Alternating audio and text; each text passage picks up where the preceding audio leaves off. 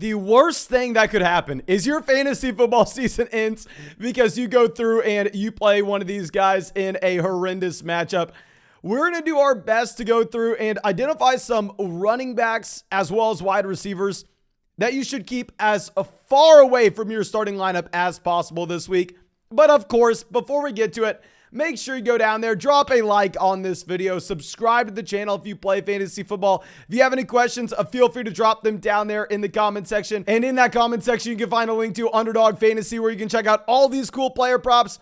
My favorite line for tonight is going to be Josh Jacobs to crush his rushing yard total. And if you use promo code FLOCK, they're going to match your first deposit dollar for dollar up to 100. And you can get into drafts with us on the live stream. But I think that should be about it. Let's dive into this, starting off with the Houston Texans. And I want to avoid every Houston Texans player we can. Now, I understand if you go through and you pull up underdog props right now, you're going to see there's a pretty aggressive line with Dameon Pierce. Like, I kind of don't understand this. I would love to go through and take the fewer than yards on Dameon Pierce if we could. Because if we go and look at Las Vegas sportsbooks right now, they're telling us that the Houston Texans are going to get stomped. And I repeat, stomped by the Dallas Cowboys. Right now, the Dallas Cowboys have the highest implied team total of any team in the NFL this week, supposed to score 31 points against the Houston Texans. And the Houston Texans have the lowest implied team total of any team in the NFL this week, supposed to only score 14 points. The spread on this game is 17. I don't care what guaranteed volume you're getting from Dameon Pierce. If we could avoid Dameon Pierce, I would love to. I wouldn't mind going and taking the fewer than 85.5 total yards for Dameon Pierce on Underdog. Promo code FLOCK, 100% deposit match. And with these receivers, do we even have to say anything? I understand Brandon Cooks not going to play. I mean, most likely not. And Nico Collins has had volume when Brandon Cooks has missed. Now, you've noticed I've never included Nico Collins on a waiver wire video, and what's the reason for that? It's because the Houston Texans are garbage. We don't want anybody here, okay? If you're looking at Nico Collins this past week, 10 targets. The week before, 9 targets. The week before, 7. The week before that, 10. He's averaging about 8.5, 9 targets a game over the past month. I don't care. This offense is not going to be able to move the ball down the field. It's arguably one of the best defenses in the NFL.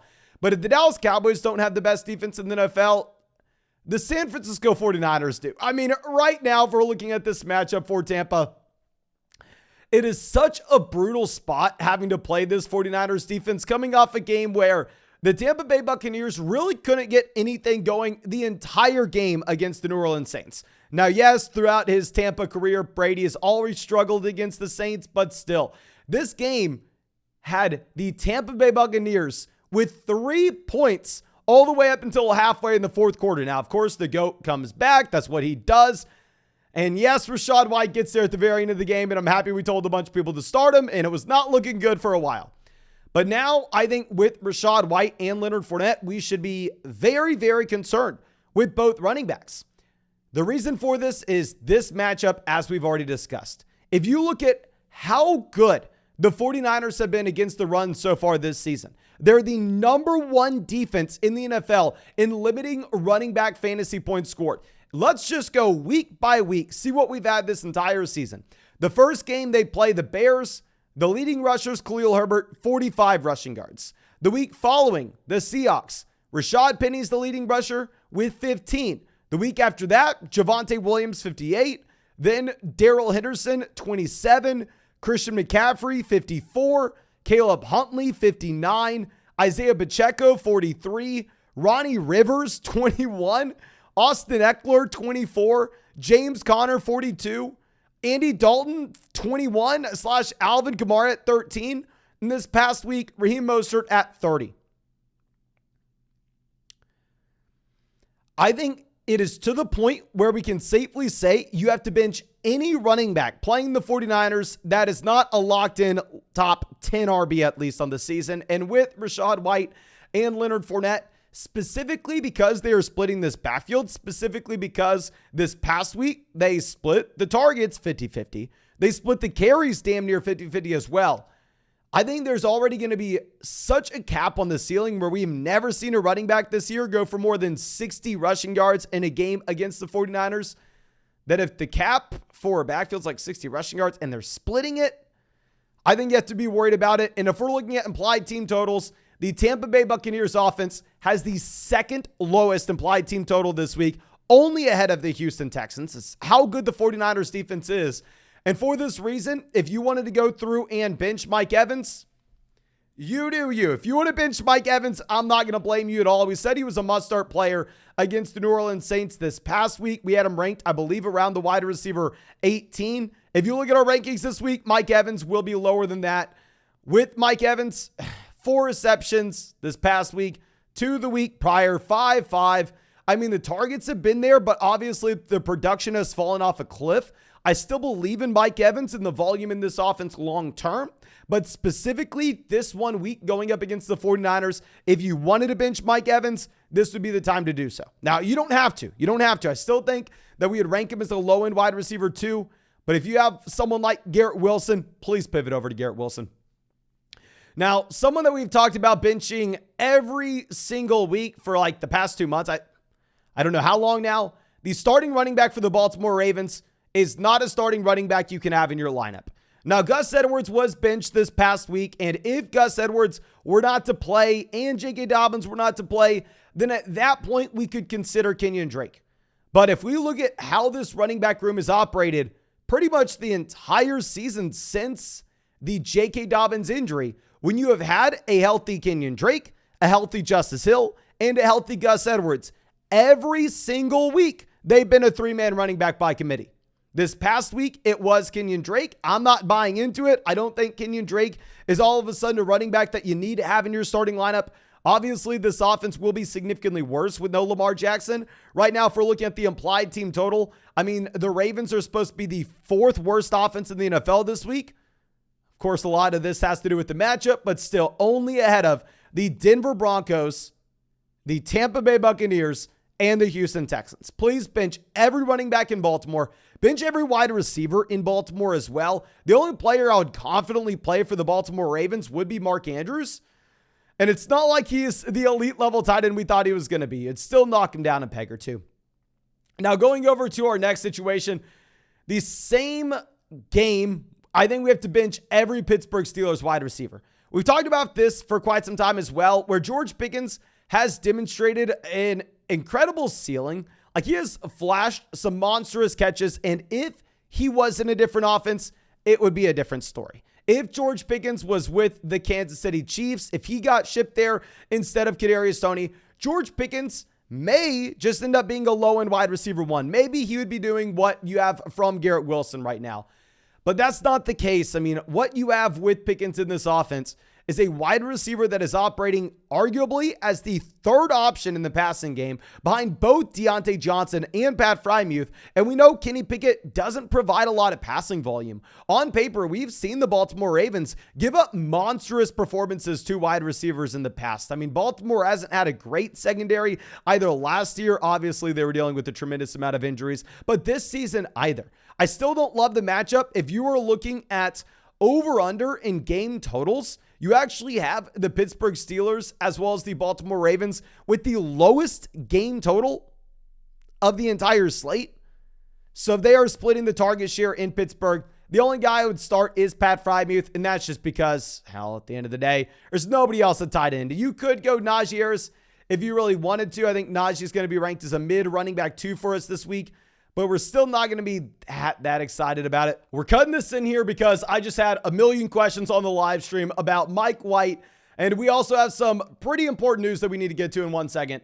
Real quick, don't start Mike White. I understand Mike White is someone that we're all rooting for. You see the Jets players wearing the Mike effing White shirts, and nobody wants to root for Zach Wilson. Zach Wilson's turned himself into the villain of the NFL.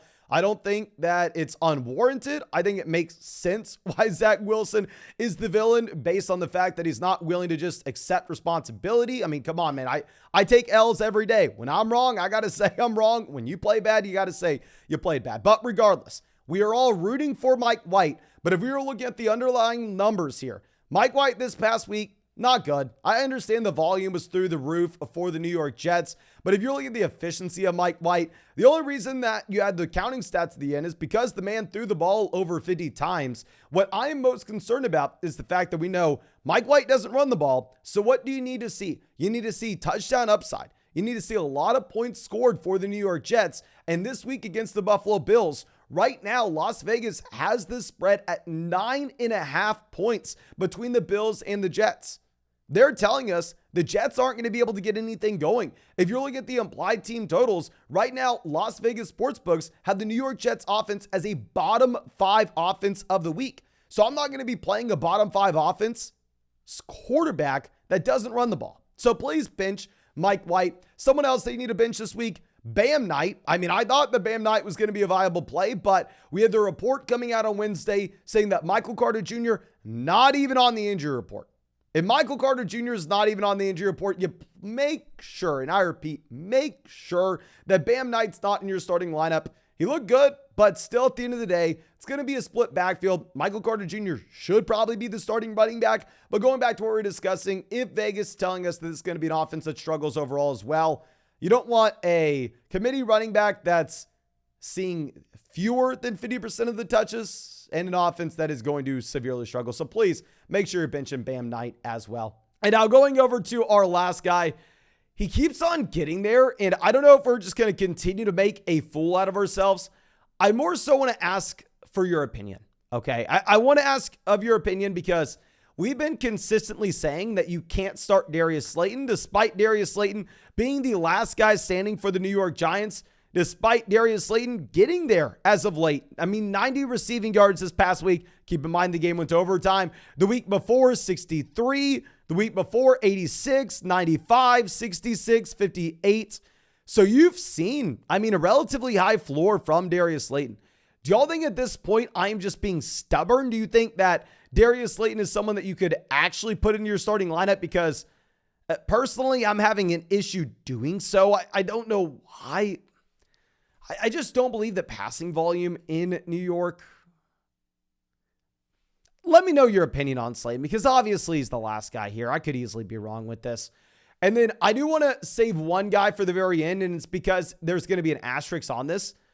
I think that we can throw in the Denver Broncos wide receivers into this same group of guys that you just can't start, no interest in whatsoever. If Courtland Sutton were to play. If Courtland Sutton plays, even though it's a good matchup against Kansas City Chiefs, where we know the Denver Broncos will have no option but to throw the ball, if Courtland Sutton plays and Jerry Jeudy and Sutton are fighting for targets, there's no way in hell that you can start either one. If Courtland Sutton were to miss, however, at that point, I would be okay if you wanted to start Jerry Jeudy. If you pull up his player prop on Underdog right now, I mean, they actually have him alongside some respectable wide receivers. They had Jerry Jeudy, I believe, sitting at about 54.5 receiving yards. It's just going to depend on the health of Courtland Sutton. If Sutton was out and you are also obviously without KJ Hamler, Tim Patrick, and Courtland Sutton, at that point, I think you could start Jerry Jeudy. If Sutton plays, please keep him away. But I think that's all we got for you. Of course, if you enjoyed this video, please go down there, drop a like, subscribe to the channel if you play fantasy football. If you have any questions, drop them down in the comment section. If you want to check out any of these player props, make sure you go sign up for Underdog Fantasy with the link in the description, the link in the comment section. Use promo code FLOCK and they'll match your first deposit dollar for dollar up to $200, and you can get into some drafts with us. But I think that's all I got for you. Thank you again. I appreciate you. Really hope you have a great day, and really hope we get to see you in the live stream tonight.